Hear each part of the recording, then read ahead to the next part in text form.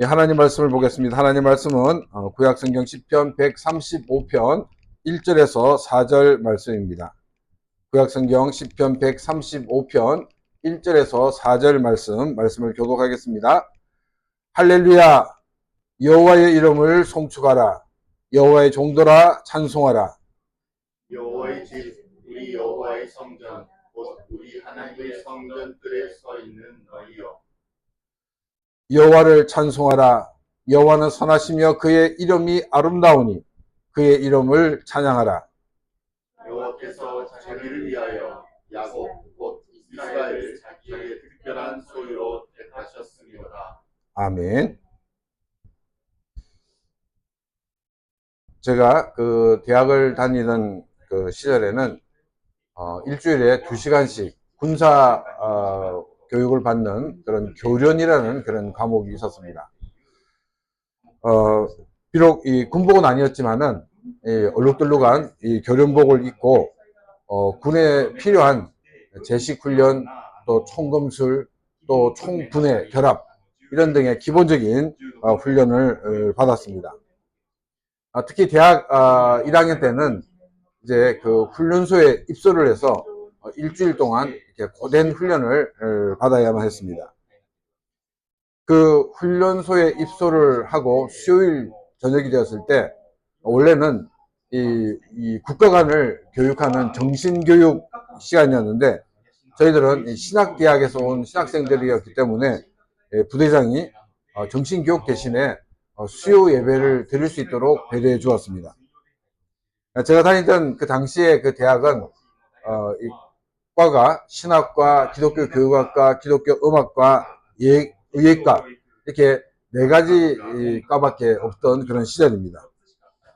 대부분 교회에서 열심히 봉사하던 그런 뜨거운 크리스찬들이었습니다.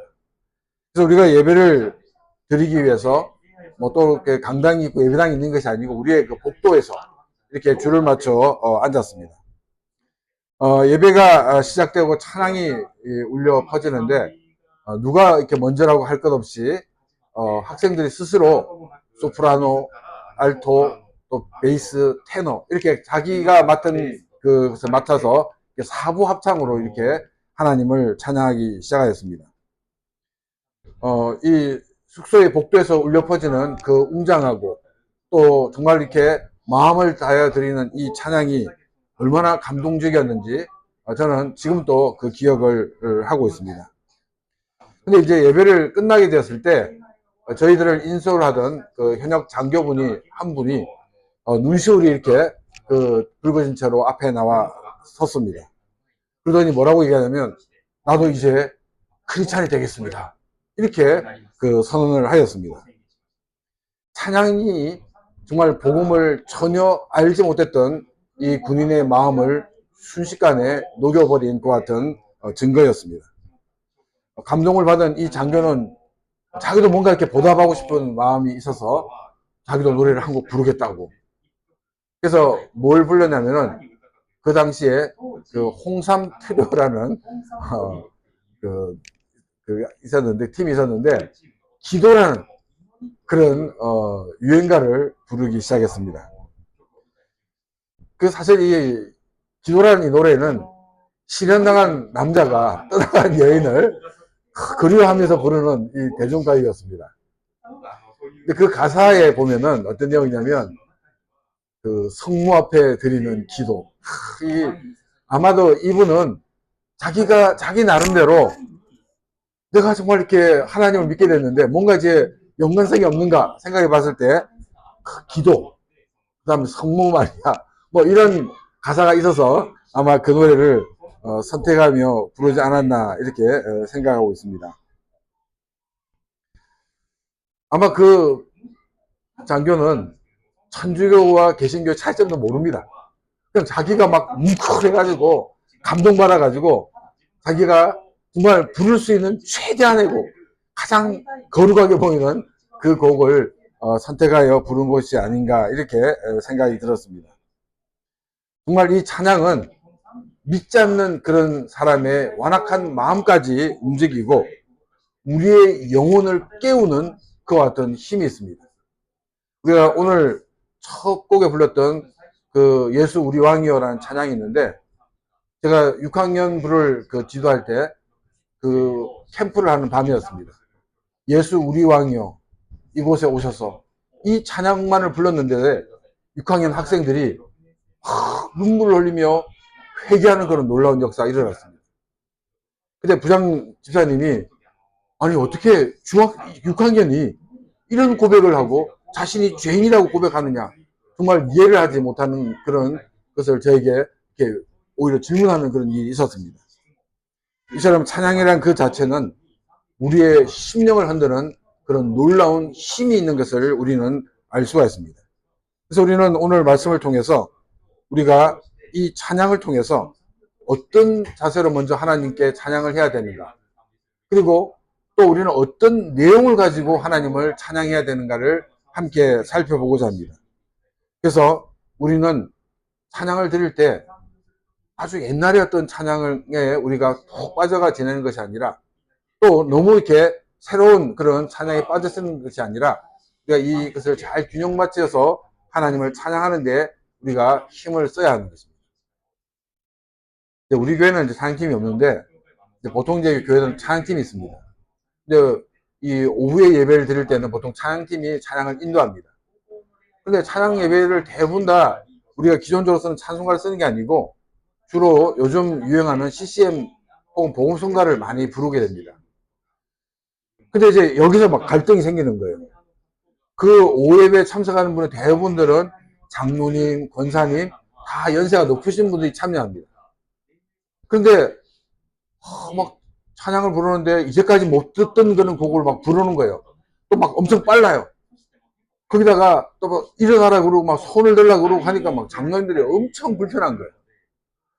그래서 제가 그 찬양팀들에 늘 얘기합니다. 그때는 장로님들 일어나지 않으라도 장로님 일어나서 하지 말라고, 그냥 앉아 계시도록 하라고. 그분들은 자기의 그 이제까지 찬양이 젖어 있기 때문에 새로운 것에 적응하지 못한다고. 그러니까 그분 신경 쓰지 말고 찬양을 인도하라고 얘기를 한 적이 있습니다. 왜 이분들이 찬양을 고집하냐면, 곡이 너무 이렇게 빠른 것도 요즘 곡이 있지만은 그 이유도 있지만, 그것보다는 자기가 그 찬양을 받은 은혜가 생각나는 거예요. 그 향수에 젖어가지고 부르는 그런 모습들이 많이 있다는 거예요. 그래서 제가 조금 전에 말씀드렸던 것처럼 우리가 과거 찬양에, 그 과거에 은혜 받았던 것에 너무 집중하는 것이 아니라 새로운 찬양을 통해서도 은혜 받고 늘 우리가 하나님이 받으신 은혜를 함께 나누는 그런 찬양이 되어야 한다는 거예요. 자, 1절 2절 말씀을 보겠습니다.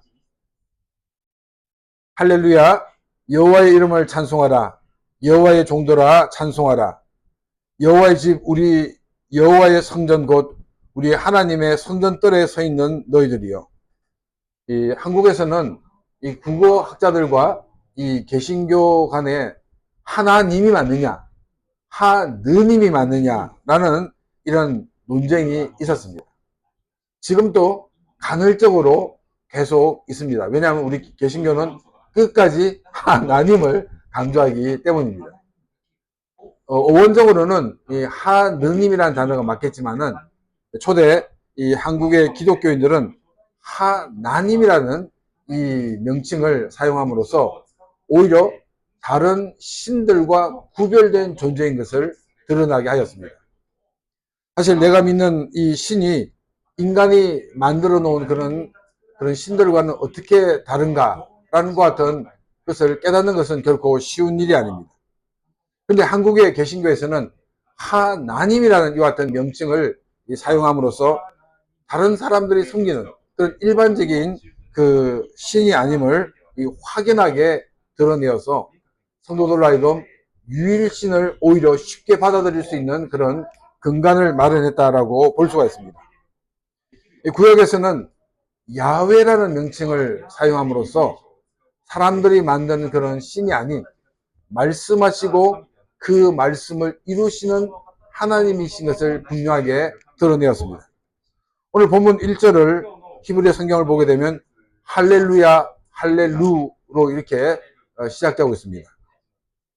할렐루야는 할렐루야가 합성된 단어입니다. 할렐루야라는 말은 무슨 말이냐면 너희는 찬양할지어다 라는 뜻입니다. 그리고 야는 뭐냐면 야훼 하나님의 이 약칭입니다.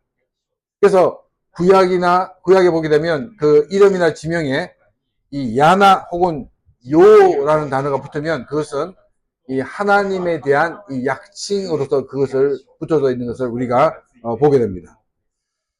그래서 할렐루야라는 말은 야훼를 찬양하라라는 뜻입니다. 시편기자는 이렇게 선포하고 난 다음에 다시금 야훼 하나님의 이름을 찬양하라고 우리에게 말하고 있습니다.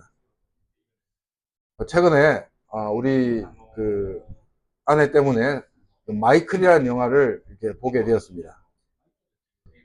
마이클 잭슨이 노래를 이렇게 부를 때 이 콘서트에 참여한 사람들이 이렇게 노래를 같이 막 부르는 모습을 봤을 때 저는 이 사람들이 찬양을 하나? 모두가 이러고 노래를 부르는 거예요. 우리가 찬양을 드리는 모습과 너무나도 그런 유사한 그런 모습을 보고 참 놀랐습니다. 정말 음악이라는 힘이 얼마나 큰가를 느끼는 그런 장면이었습니다. 하지만 우리는 찬양을 드릴 때 어떤 비트나 리듬, 또 곡조가 하나님을 찬양하는 일에 이 집중하는 면에 돕고 있다는 것은 사실입니다.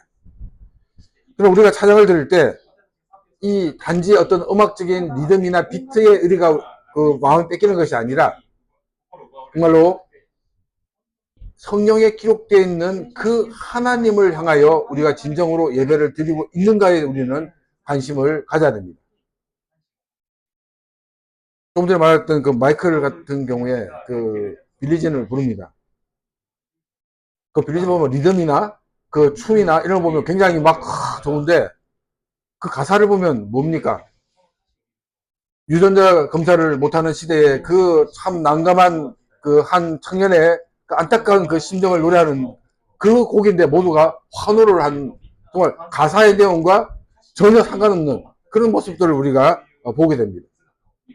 그러니까 우리가 찬양을 할 때 어떤 곡조나 리듬에 의해서 찬양하는 것이 아니라 바로 이 가사를 통해서 정말 성경에 기록된 그 하나님을 우리가 바라보면서 하나님을 찬양을 해야 된다는 것을 다시 한번 우리가 확인해 볼 수가 있습니다. 그래서 우리는 찬양을 드릴 때 이 자리에 임하신 하나님을 생각하며 하나님께 찬양하는 그런 귀한 삶이 되시기를 바랍니다. 또 시편기자는 야훼 하나님을 찬양하라 할 때 야훼 하나님의 이름을 찬양하라라고 한 다음에 이 찬양의 주체자가 누구인가에 대해서 얘기하고 있습니다. 누구입니까? 그것은 야훼의 종들입니다. 야훼의 종들아 하나님을 찬양하라고 선포하고 있습니다. 여기서 야훼의 종은 누구이겠습니까? 넓은 의미에서는 예수 그리스도를 믿는 모든 사람들을 말하고 있습니다. 그러나 우리가 이 말씀에 구체적으로 좀 더 좁은 의미를 보게 되면 성전에 서 있는 제사장이나 레위인들을 말하고 있습니다. 제가 이제 그 오래전에 그 세인한대학에서 한 동아리 모임에서 설교를 하고 내려온 적이 있습니다. 제가 이제 설교를 마치고 내려왔는데 한 이 여학생이 다가오는 거예요. 그러면서 저를 향해서 인사를 하고 목사님 설교가 굉장히 참 재밌었다 이렇게 말을 합니다. 그래서 오늘 받았습니다 아니고 오모시오 같다. 이게 좀 이렇게 좀 이해가 안 갔습니다. 그런데 자기를 소개하는데 자기는 신학과 4학년생이었다고 합니다. 그런데 저는 크리스찬이 아닙니다. 이렇게 얘기를 하는 거예요. 아니 예수 그리스도를 믿지 않는 사람이 무슨 신학을 공부하는가 저는 사실 의아심이 들었습니다. 그런데 일본에서 이 신학과를 졸업하게 되면 종교 선생님 자격을 얻게 됩니다. 그러면 미션 스쿨에서 종교 과목을 담당을 하게 된다는 이야기를 들었습니다. 미션 스쿨이 세워진 목적이 뭡니까? 그것은 학생들에게 복음을 전하는 하나의 채널로서 이 학교를 만들었습니다. 그런데 예수 그리스도를 믿지 않는 사람이 종교 선생으로 그 학교에서 가르친다 그러면 그것은 미션 스쿨이 처음 세운 근본적인 취지와는 너무나도 거리가 먼 현실이라는 것입니다. 또 한국에 지금 철수하신 그 선교사님의 이야기인데, 처음에 일본에 와서 이제 일본 교회를 나갔다고 합니다. 근데 일본어를 모르니까 그냥 앉아 있었어요. 근데 일본어를 공부하면서 목사님 설교가 조금씩 들리기 시작하는데, 오, 이상하다 이런 생각이 들었다는 거예요. 그래서 내 일본 실력이 너무나도 부족하기 때문이지 라고 이렇게 생각하고 또 일본어 공부를 열심히 하였습니다. 근데 일본어가 늘면 늘수록 목사님의 설교가 이상한데? 이상한데? 이런 생각이 들어서 목사님께 직접 물어보았다고 합니다. 근데 그 결과는 뭐냐면, 목사님이 성경에 기록된 말씀이 하나님의 말씀인 것을 믿지 않는다는 것을 알게 되었습니다. 하나님의 존재마저도 믿지 않고 있다는 그와 같은 이야기를 들었다는 것입니다. 하나님의 일을 하는 사역자들이 하나님의 존재를 믿지 않고 하나님의 말씀을 가르치고 교회를 섬긴다는 것은, 그것은 결코 있어서는 안 되는 일이라는 것입니다. 저희들 어떤 그 조그마한 어떤 모임이 있었는데, 그 모임에 나왔던 일본 목사님이 어느 날 갑자기 교회를 사임하셨어요. 왜 사임했냐니까, 내가 이제 하나님을 만났다는 거예요. 미국까지 유학 갔다 오신 분인데, 이제까지는 자기가 정말로 살아계신 하나님을 몰랐는데 이제 하나님을 만나고 내가 여기에 매여서는 안 된다 싶어가지고 자기가 교회를 개척하기를 위해서 교회를 사임했다는 이야기를 들었습니다. 하나님의 일을 하는 사람들은 반드시 성경에 기록된 그 하나님을 분명하게 믿고 있어야 합니다. 성경에 기록된 그 하나님보다 더 놀라운 하나님, 그 하나님은 중요하지 않습니다. 우리는 성경에 기록된 그 하나님만을 믿고 그 하나님을 위하여 모든 일들을 해 나가야 한다는 것입니다. 2절 말씀에 야훼 집안에 우리 하나님의 집들 안에 있는 자라고 말하고 있습니다. 이것은 하나님을 예배하기 위해 나온 성도들을 말하고 있습니다. 하나님을 예배하러 나온 모든 사람들은 바로 성경에 기록된 그 하나님만을 찬양하고 그 하나님만을 예배를 드려야 한다는 것입니다.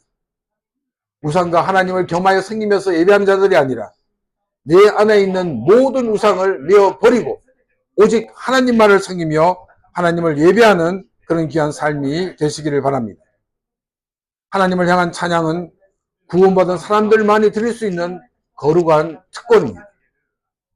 이 말은 다른 말로 바꾸어 말하면, 우리가 정말 구원받은 사람이라면 우리는 하나님을 찬양하는 일에 우리의 시간을 더욱더 투자하며 하나님의 영광을 드러내는 삶을 살아가야 한다는 것입니다.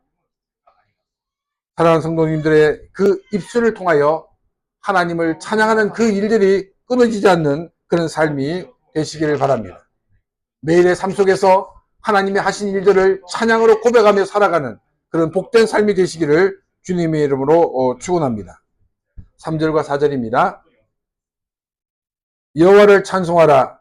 여호와는 선하시며 그의 이름이 아름다우니 그의 이름을 찬양하라. 여호와께서 자기를 위하여 야곱 곧 이스라엘을 자기의 특별한 소유로 택하셨음이로다. 오늘 본문 시편 135편 3절과 4절을 통해서 시편 기자는 우리가 야훼 하나님을 찬양하는 구체적인 이유와 방법에 대해 아주 강력하게 설명을 하고 있습니다.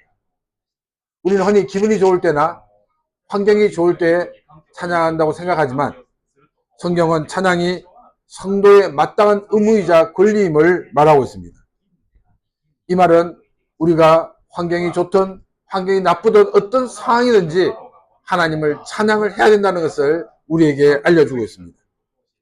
3절을 보게 되면 야훼 하나님을 찬양하라. 야훼 하나님은 선하시며 그의 이름이 아름다우니 그의 이름을 찬양하라고 말하고 있습니다. 그래서 찬양하라는 동사가 2번 나오고 있습니다. 근데 오늘을 보게 되면 그 단어가 다른 것을 우리가 알 수가 있습니다.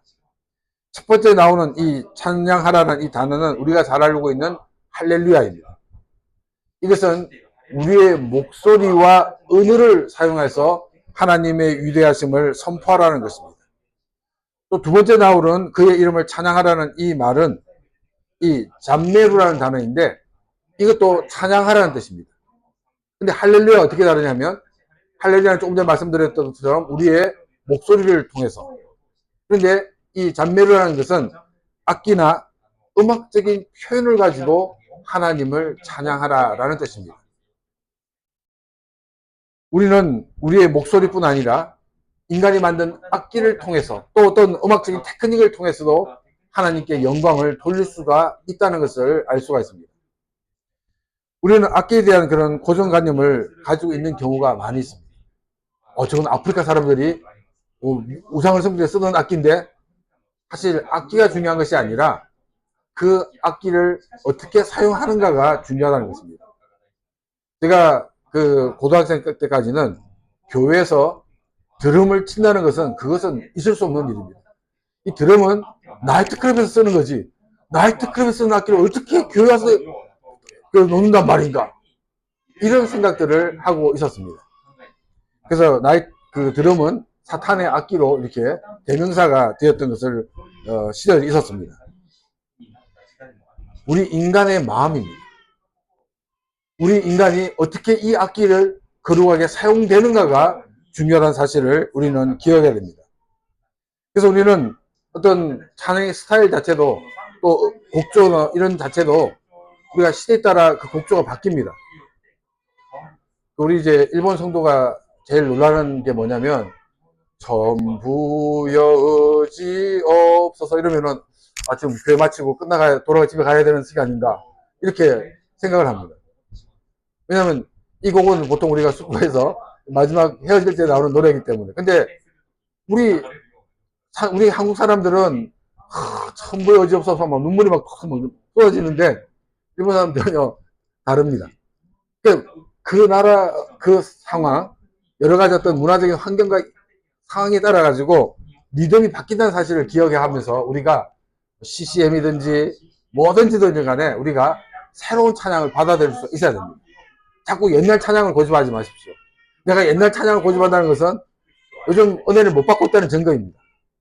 그래서 우리가 새로운 곡에도 은혜를 받고 날마다 하나님 주신 그 은혜를 생각하며 우리가 큰 은혜를 받는 그런 시간들이 되시기를 바랍니다. 이제 우리 교회가 더 성장을 부흥했을 경우에 정말 이렇게 나이 드신 분들은 교회 오지 말라 해도 교회를 다 옵니다. 그런데 젊은 사람들은 좀 마음 상하면 교회를 안 나옵니다. 그래서 우리가 이 나이 든 사람 중심이 아니라 정말 이렇게 젊은 사람들을 중심으로 그들이 원하는 찬양을 함께 부르면서 우리가 어떤 곡이나 리듬 자체가 중요한 것이 아니라고 말씀드렸습니다. 가사를 생각할 수 있도록. 그래서 우리가 그들을 잘 지도해 나갈 때 이 찬양을 통해서도 더 큰 놀라운 역사가 일어날 수 있다는 사실입니다. 그래서 우리들은 정말로 그 하나님을 찬양하는 이 일에 과거에 매이는 것이 아니라 날마다 새로운 하나님의 은혜를 받고 그 은혜를 통하여 하나님께 영광 돌리는 그런 우리의 삶이 되시기를 바랍니다.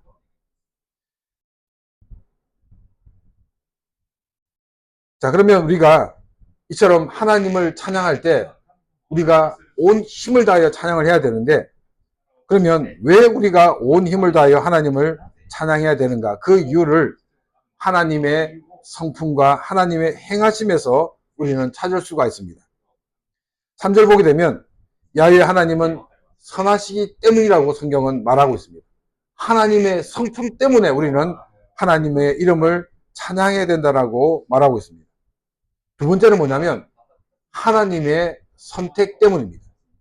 4절에서 그 구체적인 이유를 밝히는데 야훼 하나님께서 자기를 위하여 야곱 곧 이스라엘을 자기의 특별한 소유로 택하셨다라고 말하고 있습니다. 하나님은 이스라엘을 특별한 소유로 삼으셨습니다. 이는 하나님과 하나님의 백성이 얼마나 친밀하고 긴밀한 관계인지를 우리에게 보여주고 있습니다. 근데 여기서 우리가 주목해야 되는 단어가 뭐냐면 너희를 위하여 선택했다가 아니고 자기를 위하여 선택하셨다라고 표현하고 있는 표현입니다. 여기 자기가 누굽니까? 하나님입니다.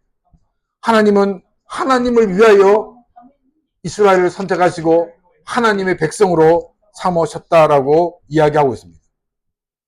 왜 하나님은 이스라엘을 위해서가 아니라, 왜 크리스찬들을 위해서가 아니라 하나님 자신을 위하여 이 일을 하셨다라고 말하고 있을까요? 아담과 하와 이후의 모든 인간들은 죄인들입니다. 도덕적으로 굉장히 착해 보여도 이 하나님의 기준으로 볼 때는 사악한 사람들입니다. 다 50보 100보입니다. 인간은 늘 자기 기준을 가지고 자기 만족을 위해 살아가는 존재입니다. 다른 사람을 위해 봉사하는 것도 자기 만족을 위해서 봉사하는 거지 정말 그 사람들을 위해 사는 사람들이 소수는 사실입니다. 이스라엘도 마찬가지입니다. 이스라엘이 가나안에 들어왔을 때 그 가나안 문화를 보는 그 순간 그들은 너무나도 놀랐습니다. 아니 우리가 이제까지 하나님을 믿는다는 삶에 어떤 삶이었는가? 광야에서 너무나도 척박하고 힘든 그런 상황에서 살았는데 이들은 너무나도 좋은 집을 짓고 정말 이렇게 이 화려한 것 같은 문화 속에 살았는데 우리는 과연 무엇인가라는 생각이 들었을 것입니다. 그래서 그들은 쉽게 가나안의 타락한 문화에 젖어들 수밖에 없었습니다. 이스라엘을 위해서 자신들을 위해서는 정말 향락적인 삶을 사는 것이 더 좋다라고 생각이 들었을 것입니다. 그래서 하나님은 아니다. 너희들은 너의 기준으로 너의 만족을 위해 살아가는 것이 아니라 바로 하나님의 기준으로 하나님의 영광을 위해 살아야 된다는 의미에서 자기의 일을 위해서 자기의 이름을 위해서라고 이렇게 끊임없이 말씀하고 계시다는 것입니다. 인간의 그 욕구를 충족시키기 위해서가 아니라 하나님의 그 기준을 충족시키기 위해서 하나님은 너희를 선택했다라고 말씀하고 계십니다. 이것은 우리 인간을 도구로 쓰겠다는 것이 아니라 죄로 말미암아 멸망한 우리 인간을 하나님의 거룩한 백성으로서 가장 영광스러운 자리에 초청하시겠다는 하나님의 주권적인 은혜의 선포입니다. 오늘날 우리 크리스찬도 마찬가지입니다. 우리는 하나님의 특별한 간섭 속에서 예수 그리스도를 믿어 구원을 얻었습니다. 기독교 문화가 많은 곳에서 믿게 된 것도 기적이지만 이처럼 일본처럼 기독교 인구가 1% 미만인 이 사회에서 크리스찬으로 살아간다는 것은 더 큰 기적이라고 말할 수 있습니다. 자신이 믿는 가정에 태어났던 믿지 않는 가정에 태어났던 우리가 구원받아 하나님 백성 된 것 이 자체가 전적인 하나님의 은혜이자 하나님이 우리에게 허락하신 놀라운 기적 중에 기적인 것입니다. 나를 향한 하나님의 이 놀라운 구원의 여정과 하나님의 주권적인 선택을 깨닫는다면 우리는 하나님을 찬양하지 않을 수가 없습니다. 우리는 찬양을 드릴 때마다 악기의 종류나 또한 곡의 스타일에 매이는 것이 아니라 나를 특별한 소유로 삼으신 하나님의 선하심과 그 놀라운 은혜를 기억하며 하나님을 찬양하는 삶이 되시기를 바랍니다. 우리가 오늘 읽었던 시편 135편은 단순히 입술로 흥얼거리는 그런 노래가 아닙니다. 캄캄한 세상 속에서 우리를 자기를 위한 특별한 소유로 선택하신 전능하신 야훼 하나님의 주권적인 은혜에 대한 성도의 거룩한 화답이라는 사실을 기억하시기 바랍니다. 기독교 인구가 1% 되지 않는 이 일본 땅에서 우리가 예수 그리스도를 주로 고백하며 크리스천으로 살아가는 이 자체가 우리의 매일매일 삶에서 일어나는 놀라운 기적임을 기억하시기를 바랍니다. 이 엄청난 구원의 여정 속에서 하나님이 하신 일들을 생각하며 우리가 날마다 하나님의 이름을 높이며 찬양하는 그런 귀한 삶이 되시기를 바랍니다. 그래서 우리는 자신의 기분이 다운됐다고 오늘 찬양 안 해 이런 것이 아니라 우리의 환경과 기분을 뛰어넘어서 우리를 구원하신 하나님을 찬양하는 그런 귀한 삶이 되시기를 바랍니다. 또 우리는 하나님을 믿는 사람으로서 나의 모든 삶의 영역을 하나님께 드리면서 이 모든 것을 이루시는 하나님에 대해서 찬양하는 삶이 되시기를 바랍니다. 우리가 악기로 찬양을 드리는 것이 뭐라고 그랬습니까? 잠메루라고 그랬습니다. 우리는 악기 대신 우리 삶을 드리는 그 삶을 찬양으로 드리는 그 삶이 잠매루가 되는 그런 귀한 삶이 되어서 우리의 삶을 통해서 역사하시는 하나님의 놀라운 은혜가 더욱더 흘러 넘침으로 말미암아 우리의 삶을 통해서 하나님을 증거하고 많은 사람들을 주님께 인도하는 그런 귀한 삶이 되시기를 바랍니다. 이 시간 오늘 주신 말씀을 생각하며 같이 기도드리겠습니다.